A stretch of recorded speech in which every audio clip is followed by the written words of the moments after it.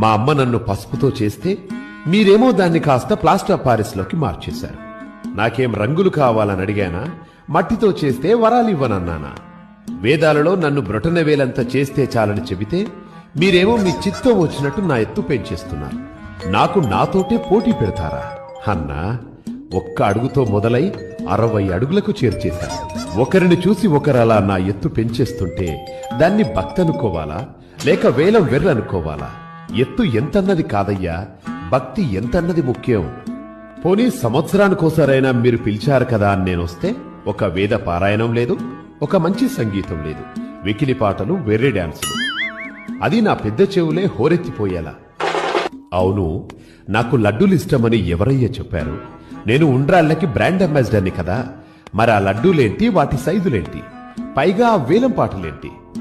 అసలు నా కథ, నా రూపమే కాదు, నా ప్రసాదం